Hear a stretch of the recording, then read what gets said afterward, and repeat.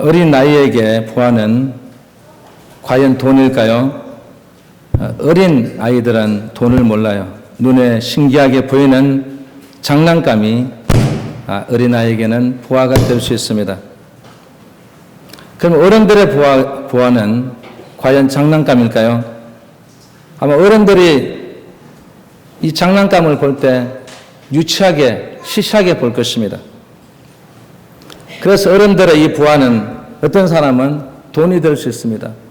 돈이 없는 사람에게는 이게 부활가 돼요. 그래서 돈이 없는 이 사람에게 그 돈을 주면 정말 행복해하지 않습니까? 아니면 돈도 있고 모든 것 다 있는데 뭐가 없냐면 건강이 없어요. 그 사람은 돈도 필요 없고 돈도 귀찮고 모든 돈은 다 싫지만 정말 이 건강이 그에게는 부활가 될 수 있습니다. 그 어떤 사람은 돈도 있고 건강한데 명예가 없어서 이 명예를 추구하는 사람이 있습니다. 그래서 그 사람이 이 명예를 갖게 되면 그것이 그에게는 부활가 될 것입니다. 그래서 사람에게는 이런 것들이 아마 부활가 될 것이죠. 그런데 어른들의 이 부활을 주님이 지금 보고 계신다면 또 주님께서는 그런 부활을 볼 때 우리가 이 장난감을 보고 유치한 것처럼 주님께서도 아마 유치하기 짝이 없을 것입니다. 주님이 보실 때에 유치하지 않고 성도에게 정말 부활 같은 것이 과연 무엇이냐 말이죠. 오늘 이 바울이 이 갈라디아 교회를 향해서 이 성도의 부활은 이것이다 이렇게 말한 것입니다. 이 바울이 말한 이 세 가지의 부활을 한번 보십시다. 첫 번째 부활은 한번 따라합시다. 십자가가 부활하다.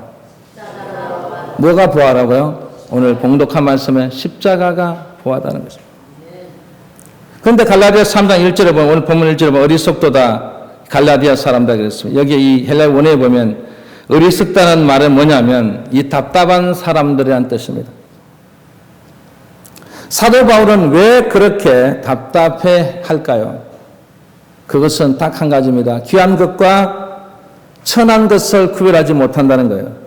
우리가 말하는 명품과 모조품을 구별하지 못하는 거예요. 이 모조품을 보고 야 명품이다. 예, 이거 진짜 명품을 아는 사람 보면 어떻게 생각할까요, 여러분? 이 남아프리카 공화국에서 다이아몬드가 처음 발견됐을 때 이 어린 아이들이 이 다이아몬드를 사탕과 바꿔 먹었습니다. 그들은 이게 돌덩어리인 줄 알았어요. 그래서 여러분 금과 사탕으로 바꿔 먹는다. 여러분 그건 바로 모르기 때문에 그런 것입니다. 그 돌덩이가 얼마나 귀한 것인 줄 알았을 때는 이미 모든 채광이 외국인의 손에 넘어간 다음이었습니다. 그때 땅을 치고 아무리 통곡해도 그건 어떻게 바뀌어질 수가 없는 것입니다. 오늘도 마찬가지로 이 복음을 사탕이나 물질이나 명예로 바꾸는 이들이 너무나 많습니다. 그래서 오늘 이 갈라디아 사람들은 이 바울이 말한 것 중에 보면 이 눈이 멀어 있다는 것입니다.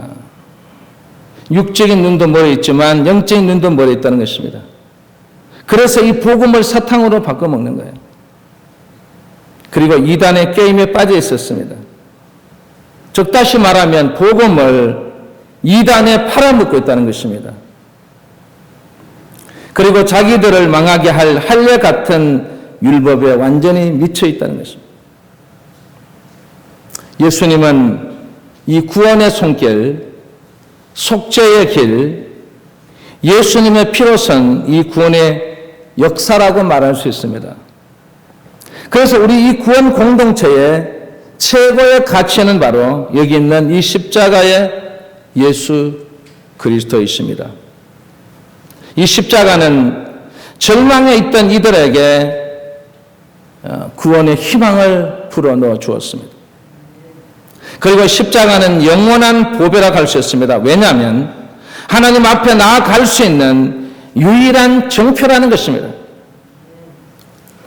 그리고 이 십자가는 우리 복음의 핵심인 것입니다. 그래서 십자가는 영원한 미래를 약속하는 종표라. 그래서 그것은 바로 우리의 소망의 문제를 해결해 주신 것입니다. 사람에게는 이 소망이라는 것이 있습니다.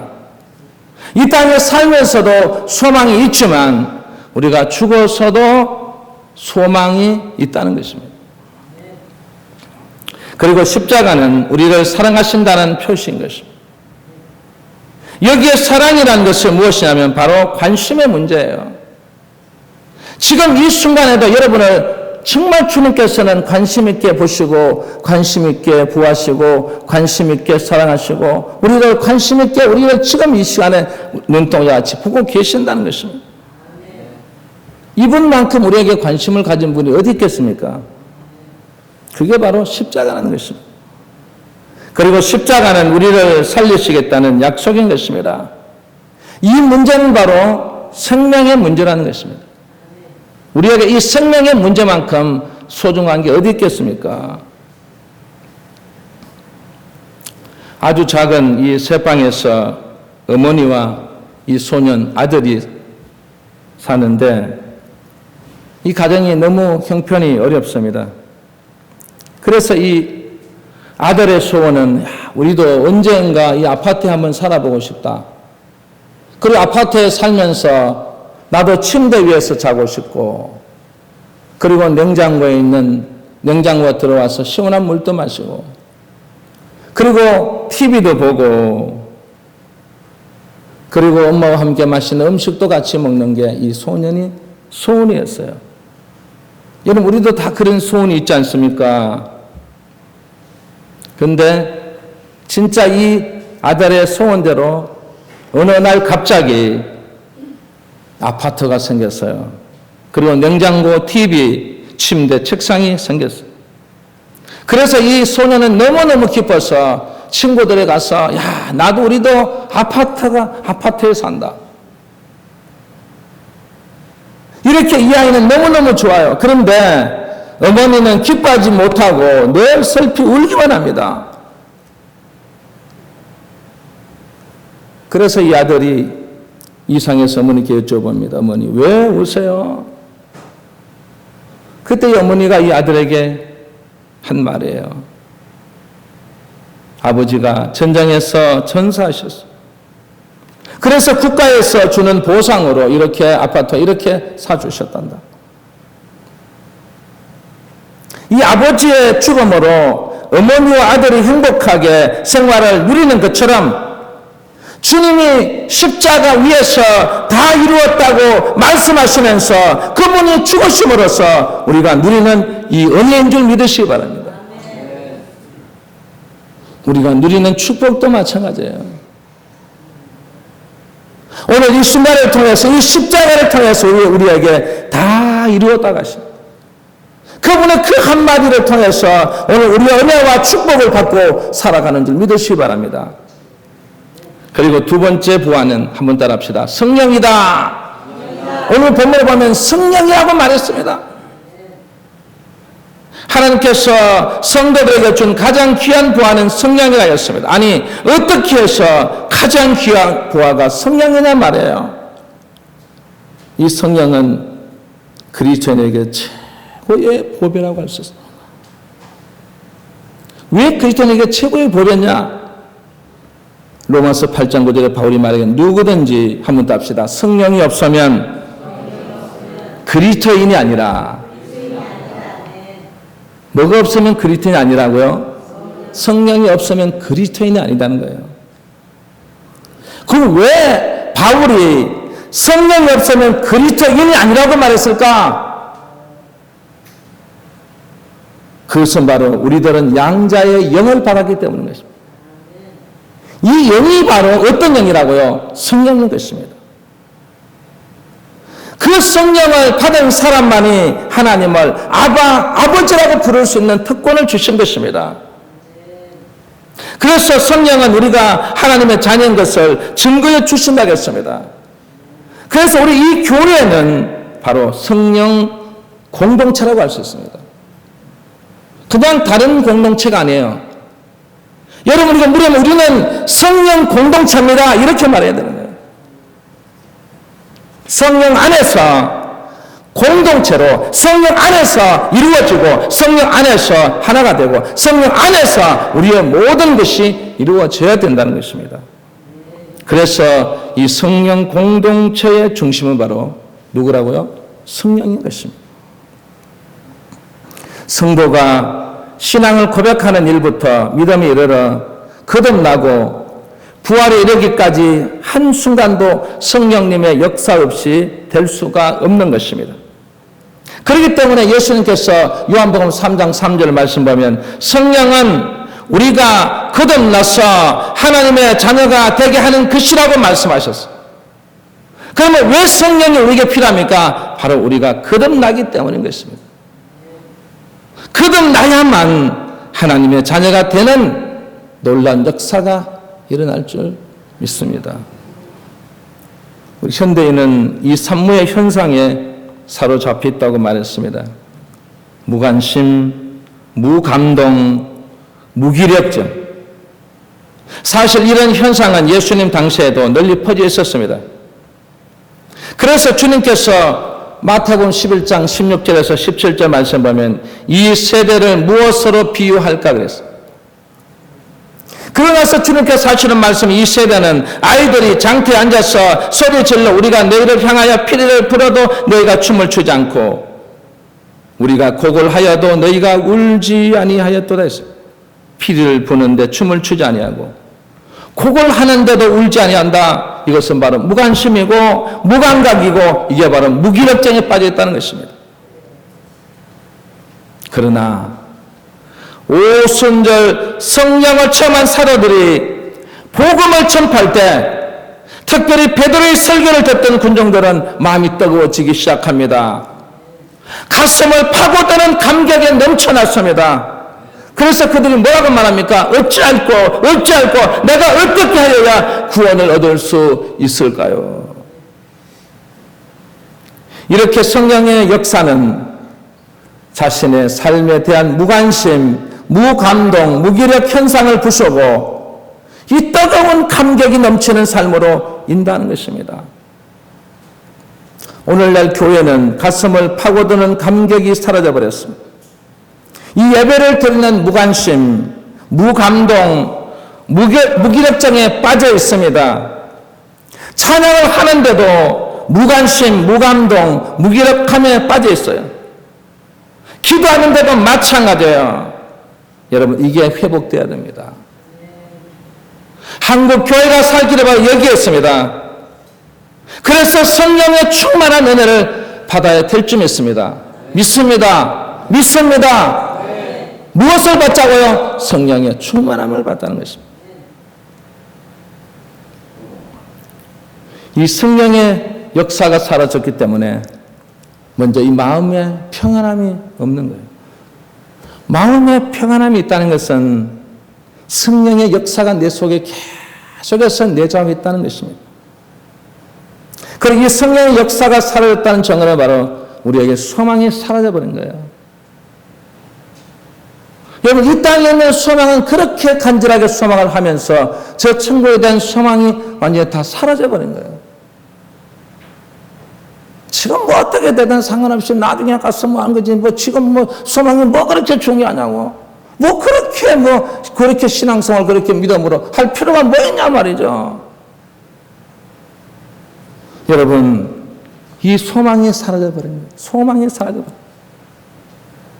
오늘 이 시간 우리 하는 귀한 자녀들, 정말 성령의 역사를 통해서 이 소망의 역사가 일어나기를 주 여러분으로 축원합니다. 그리고 이 성령의 역사가 사라져버리니까 기쁨이 사라져버린 거예요. 기쁨이 사라져버렸어요. 기쁨이 다 사라져버렸어요. 여러분, 우리 기쁨이 사라지면 안 되지 않습니까? 성령의 역사를 통해서 우리의 기쁨이 다 훔쳐나시기 바랍니다. 그래서 성령의 역사가 함께 할 수 있는 이 비결은 바로 절대적인 신앙이 필요하다는 말이에요. 하나님을 인격적으로 만나는 거예요. 하나님을 최우선시하는 거예요. 그분을 정말 인격적으로 만나시기 바랍니다.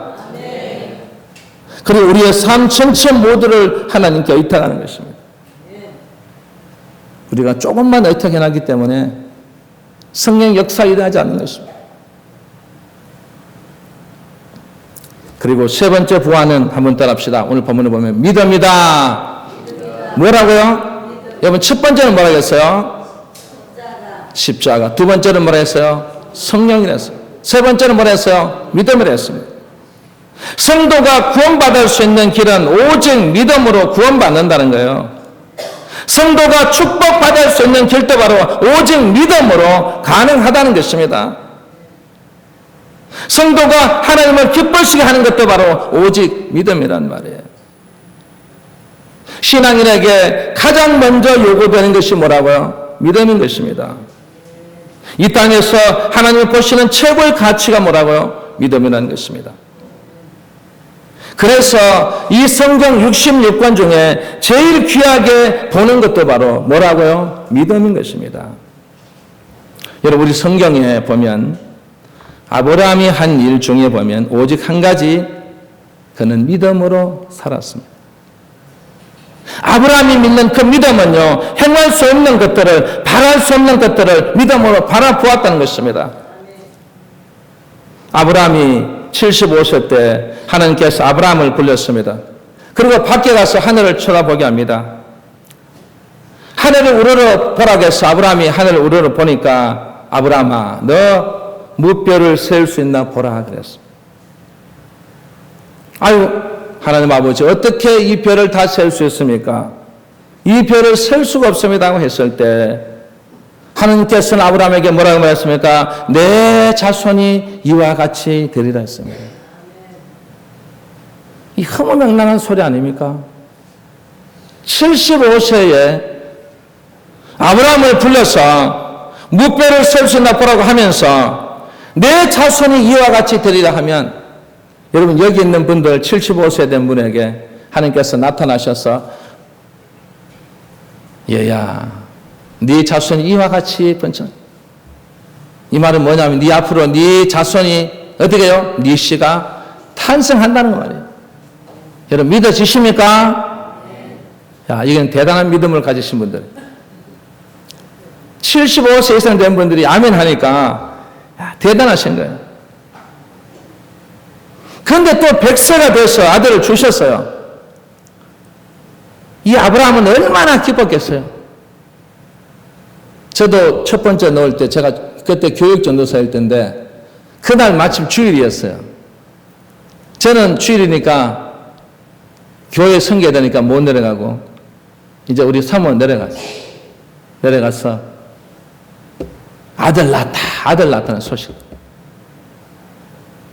예배 시간에 제가 휘죽휘죽 2부 예배 아직도 생각나는데 제가 웃고 막 혼자서 웃고 이랬으니까 우리 목사님께서 아니 하전서 뭐 그렇게 좋은 일이 있냐. 목사님 저도 아들 낳았습니다. 그래서 집에 가서도 그 캄캄한 밤에 눈을 감고 있는데도 막 웃음이 나오는 거예요.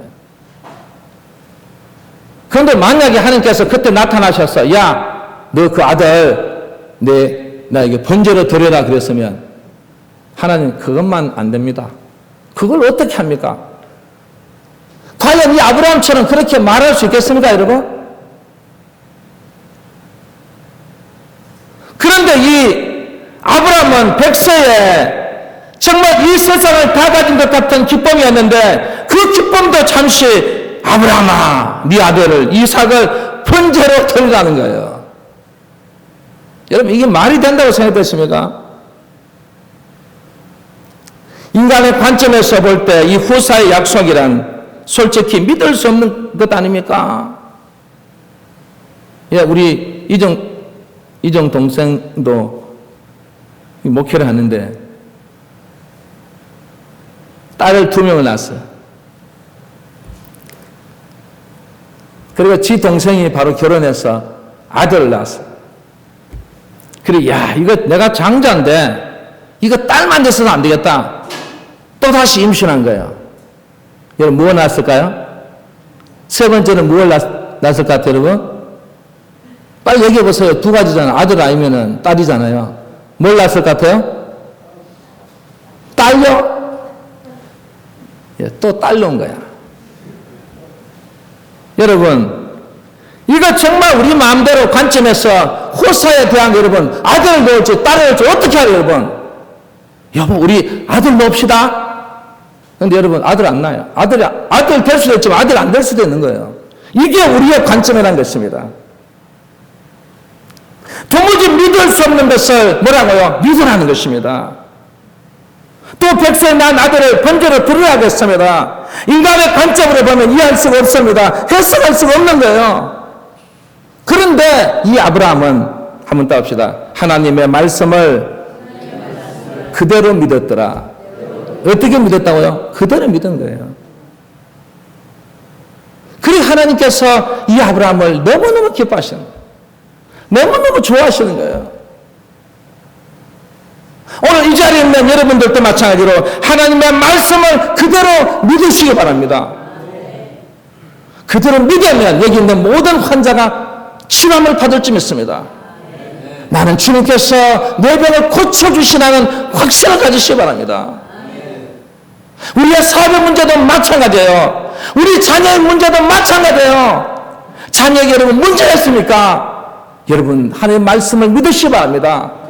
의사는 못 고쳐도 주님만 고칠 수 있는 분이십니다. 어느 정도요? 무덤 속에 죽어있는 나사로를 향해서도 나사로야 일어나라고 하니까 그 부패되어 가는 모든 것들이 깨끗하게 남을 받고 일어난 것입니다. 여러분 저도 여러분 그 쉽게 말하면 장사 지내는 영안실에 들어가서 27시간 동안 그 속에 있다가 주님께서 보내시니까 그 생명을 풀어내니까 그 피가 통하고 이 몸이 온 몸이 얼어붙었던 이 몸이 여러분 살아나는 역사를 저는 직접 체험한 사람이에요. 그래서 저는요 이 나사를 믿어요. 목회자 중에도요 그거 어떻게 믿어? 그거 신비주의야. 그거는 못 믿어. 여러분 그런 목회자 얼마나 많은지 아십니까? 우리 교단 안에 대해서요 제가 신대원 다닐 때 여러분 신앙 수련회 가잖아요. 가면 저녁에 밤에 같이 앉아서 신앙 간증을 한 명씩 나와서 간증하는 거예요. 근데 거기서 정말 그 신대원 우리 동료들 여러분 내가 정말 가지만 다 믿어도 내가 천국이 있다는 걸 믿지 못한 사람도 있고요. 주님께서 이 모든 병만을 고친다는 거 죽은 사람이 사는데 그건 거짓말이라는 것입니다.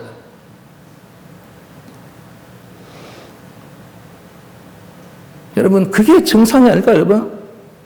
그 사람의 마음은 그런 거예요. 진짜 어떻게 그걸 믿을 수 있단 말이에요. 그런데도 이 아브라함은 하나님의 말씀이기 때문에 그 말씀을 믿었다는 말이에요. 여러분 오늘 이 자리에 있는 여러분들 이 말씀을 믿을 때 그 말씀이 역사하는 거지 제 말이 역사하는 게 아니에요. 하나님의 말씀이 역사하고 그 말씀 속에서 살아있기 때문에 그 말씀이 여러분의 모든 것을 치유하신다는 것입니다. 응답하신다는 것입니다. 능력을 나타내신다는 것입니다. 여러분과 함께 하신다는 것입니다. 그래서 그 말씀을 믿을 때 하나님의 자녀가 되는 것입니다. 그리고 아브라함의 후사가 되는 것입니다. 왜 아브라함의 후사가 되어야 될까요? 바로 이 하나님을 믿어야만이 우리는 믿음의 후손이 된다는 것입니다. 그래서 이 갈라디아 교인들은 믿음으로만 구원받는다는 것이 왠지 허전한 거예요. 우리 여러분 물 떠서 올려서 성부와 성자와 성령의 이름으로 세례를 주노라. 이제 하나님의 백성이 하나님의 천국 백성이 됐다. 여러분 너무 싱겁지 않습니까? 하늘나라 가는 사람 이거 그냥 물 한 번 하니까 여러분 간단하게 구원받았다. 이거 너무 한마디 말하면 그 마음에 여러분 와닿겠습니까? 바로 갈라디아 사람들이 그게 마음에 와닿지 아니하니까 눈에 보이는 율법 그걸 생각이 되고 율법을 그 속에다 집어넣어서 막 분위기를 띄우는 거예요. 그 율법의 모든 가치를 막 해서 이렇게 해야만 천국에 가고 천국 백성이 되고 하나님의 자녀가 된다. 그리고 그리고 그것도 못해서 눈에 보이는 할례 피를 흘려가면서 여러분 그 광경을 봐야만 진짜 하나님의 백성이 된다. 근데 여러분 우리 하나님 아버지는요, 주님은요, 그렇게 어렵게 너무 그렇게 거추장스럽게 하시는 분이 아니에요. 그분은 그냥 주 예수 그리스도를 믿어라. 그리하면 너와 내 집이 구원을 얻으리라. 아주 간단하게 주셨어요. 너무너무 간단하게 명료하게 주셨어요. 중요한 것은 무엇입니까? 바로 우리는 하나님의 말씀을 믿으면 되는 것입니다. 그래서 기독교의 대명제는 무엇이라고요? 믿음인 것입니다. 이 페이스라는 말이죠. 그래서 기독교 진리의 중심은요, 복이 아니에요, 여러분. 언어도 아니에요, 먼저. 구원도 먼저 아니에요. 먼저 뭐라고요? 믿음인 것입니다. 믿음을 통해서 구원이 나고, 믿음을 통해서 은혜가 나타나고, 믿음을 통해서 복이 일어나는 거지. 복이 있어서 구원받는 게 아니에요. 은혜가 있다고 해서 구원받는 게 아니에요. 은혜요? 어디든지 은혜 있어요. 구원요? 다 있다고 해요. 그런데 우리는 먼저가 무엇이 된다고요? 믿음이 돼야 된다. 이 페이스가 된다. 믿음 있는 상태에서 복이 있을 수 있고, 믿음 있는 상태에서 은혜가 있을 수 있고, 믿음 있는 상태에서 구원이 일어난다는 사실을 우리 성도들이 꼭 명심해야 될 점 있습니다. 그래서 이 믿음은 뭐라고요? 힘이라고 해요. 힘. 이 믿음은 뭐라고요? 엄청난 능력을 갖고 있다 했습니다. 이 믿음이 무엇이라고요? 기적을 만들어냅니다. 오늘 이 시간 우리 박경원 사는 믿음을 통해서 제 오른팔 오른다리 말문이 열려질 줄 믿습니다. 네. 여러분의 모든 병마다 이 시간은 믿음을 통해서 치유함을 받을 줄 믿습니다. 네. 오늘 이 시간 믿음을 통해서 여러분의 자녀들의 모든 병마다 물러갈 줄 믿습니다. 네. 이 믿음을 통해서 여러분의 자녀들이 명철한 지혜를 주님이 주실 줄 믿습니다. 네. 그리고 이 믿음은요, 우리의 운명을 바꿔놓습니다. 여러분, 사주에 보면 팔자라는 말, 너는 팔자이기 때문에 산다는 거예요. 여러분, 우리는 팔자로 사는 게 아니에요. 우리는 어떤 운명으로 사는 것도 아니에요. 우리는 믿음으로 살면 됩니다. 예, 믿음으로 살면 됩니다. 간단한 것입니다. 그래서 우리나라가 이렇게 잘 사는 거예요. 사주 팔자에 살다가 믿음이 들어와서 이 믿음을 통해서 이 대한민국이 변화되고 이 대한민국이 세계 10위로 여러분 약진하는 놀란 역사가 났어요. 여러분, 일본이 아무리 저희 껍죽대도요, 예? 여러분 생각해 보세요. 하나님께서 우리 편을 드실까, 저 편을 드실까? 예? 어느 편을 드실까요? 왜 그럴까요, 여러분? 이 나라는요, 영적인 대제사장의 나라입니다. 주의 종만 해도 10만 명이 넘습니다. 거기에 장로님, 안수사님, 권사님, 여러분 수백만 명이 됩니다. 그들의 그 공동체를 하나님께서 무시하지 않습니다.